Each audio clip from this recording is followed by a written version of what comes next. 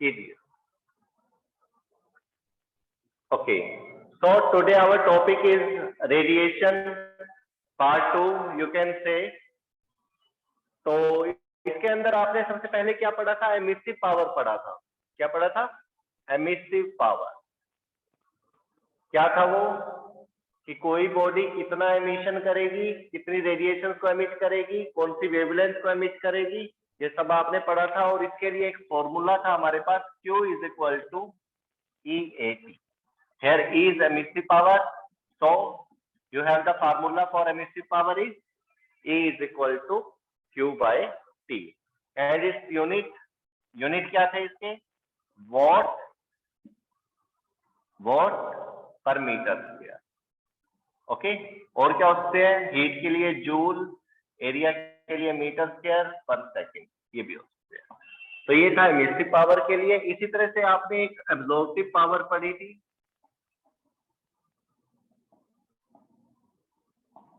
Absorptive power के लिए क्या था? Yes, A, value of A is equal to, क्या फार्मूला था? हीट एब्जॉर्ब बाय बॉडी, कितनी हीट उसने एब्जॉर्ब करी, upon heat incident on body, उसी बॉडी पर हीट इंसिडेंट की। मतलब आप किसी बॉडी पर जो लाइट डालते हैं, कोई आपने हीट डाल दी और हीट रेडिएशन डाल दी, तो इंसिडेंट कर दिया आपने, इंसिडेंट हीट रेडिएशन है, इंसिडेंट हीट रेडिएशन। तो ये बॉडी कितनी उसमें से हीट, देखो सारी एब्जॉर्ब नहीं कर रही है, कुछ एब्जॉर्ब कर रही है, कुछ रिफ्लेक्ट कर रही है। तो जितनी वो एब्जॉर्ब करेगी वो वैल्यू अपॉन जितनी आपने टोटल डाली थी, वो आपको देगी एब्जॉर्प्टिव पावर। और दूसरी बात, 100% एब्जॉर्प्शन जब हो जाएगा तो वो ब्लैक बॉडी बन जाएगी। क्या बन जाएगी? Black body. ये कंसेप्ट भी समझना, अगर heat absorb is equal to हो जाए हीट इंसिडेंट से, जितनी भी आप रेज डाल रहे हो और सारी की सारी इसने क्या कर दी? एब्जॉर्ब कर दी। देन दोनों इक्वल होंगे तो कैंसिल हो जाएंगे, और कैंसिल होकर क्या आ जाएगा? A is equal to 1, and this is the concept of black body. BB से आप इसको शॉर्ट में ध्यान रख सकते हो। तो A is equal to 1, A is equal to 1 क्या होगा? Maximum value. क्या होगी ये? Maximum value. और रिप्रेजेंट करेंगे परफेक्ट एब्जॉर्बर होगा, तो क्या होते हैं? Black body. तो ब्लैक बॉडी की आपको एक डेफिनेशन तो ये मिल गई होगी कि ब्लैक बॉडी क्या होती है? जो एब्जॉर्ब कर eight all temperature.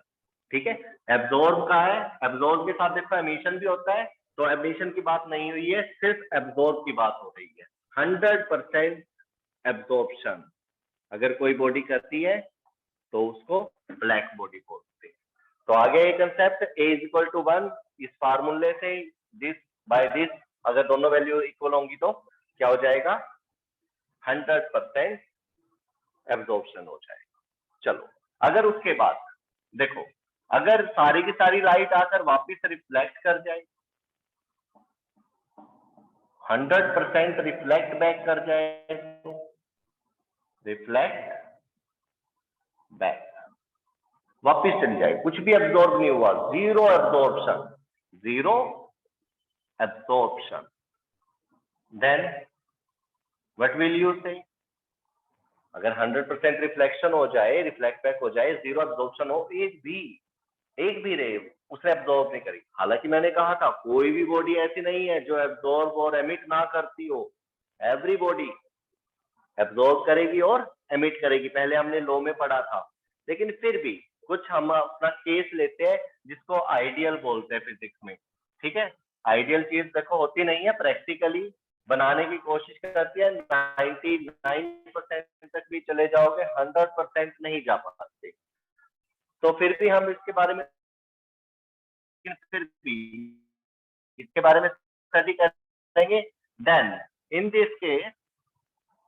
This case आपने लाइट डाली, जीरो एब्जॉर्प्शन होगा, तो क्या होगा formula, A is equal to 0 upon जितनी मर्जी आप इसमें लाइट को इंसिडेंट हीट को इंसिडेंट कर दीजिए। बार बार लाइट आ रहा है बिकॉज +2 में लाइट चैप्टर चल रहा है, तो हीट की जगह पर लाइट वर्ड निकल रहा है बार बार।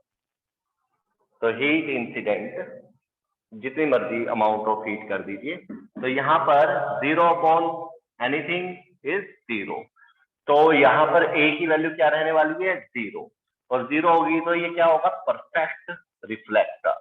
परफेक्ट रिफ्लेक्टर, तो ये चीजें आपको पता होना चाहिए। A for absorptive power, if absorptive power is 0 then perfect reflector, if A is equal to 1 then perfectly black body, this is black body. Black body perfectly क्या होती है, एब्जॉर्बर होती है at all temperature. Remember this thing, जो मर्जी temperature हो वो सारी लाइटें एब्जॉर्ब करेंगी, लेकिन साथ के साथ एमिट भी करती हैं। तो ये दोनों थ्योरी थोड़ा सा आप कंपाइल करके पढ़िए, ठीक है। चलो ए की वैल्यू को डिजाइन करते हैं। ए की वैल्यू क्या हो सकती है, 0 भी हो सकती है, 0 से बड़ी भी हो सकती है, ठीक है।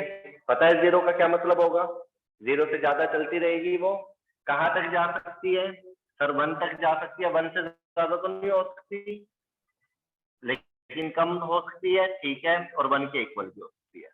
तो नोट कर लीजिए, a lies between, not lies between, 0 भी हो सकता है, 1 भी हो सकता है, और 0 के बीच में कोई भी वैल्यू हो सकती है, ओके। चलो अब हम ब्लैक बॉडी के बारे में पढ़ रहे हैं थोड़ा सा। हालांकि मैंने ब्लैक बॉडी के बारे में आपको बता दिया है कि ब्लैक बॉडी वो होती है, एक छोटा सा कंसेप्ट फिलहाल, ब्लैक बॉडी जिसमें ए की वैल्यू क्या वाली है, 1, ए की वैल्यू क्या होने वाली है, 1, ब्लैक बॉडी, ठीक है। और क्या होगा, yes, 0 reflection, 100% absorption, okay, at all temperature, 0 reflection, 0 reflection होगा, और क्या होगा इसके अंदर, and the third thing is, yes, we can take transmitted, means इसके भी अंदर से कोई लाइट आर पार भी नहीं निकल सकती, रिफ्लेक्ट करके भी बाहर नहीं आएगी। ऐसा क्यों होता है ब्लैक बॉडी में, चलो एक कंसेप्ट देख लेते हैं। ये कोई ब्लैक बॉडी है, इसका पार्टिकल है, ये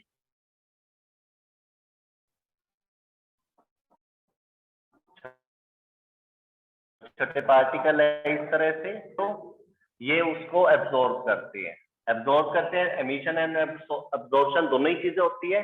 तो एब्जॉर्ब करते हैं, एमिट करते हैं, तो ये दूसरे जो पार्टिकल होते हैं फिर ये एब्जॉर्ब कर लेते हैं उससे फिर कंटिन्यूटी में इस तरह से ये एक दूसरे से लेते रहते हैं और इस तरह से एब्जॉर्ब करते रहते हैं और रिफ्लेक्ट बैक नहीं करते।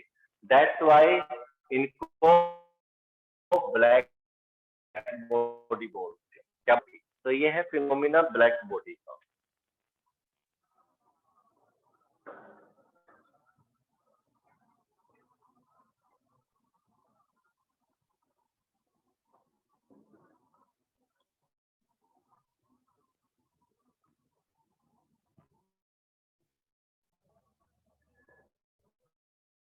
अब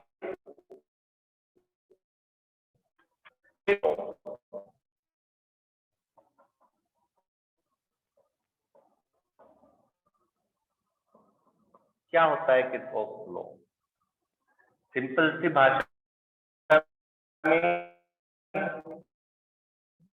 जो बॉडी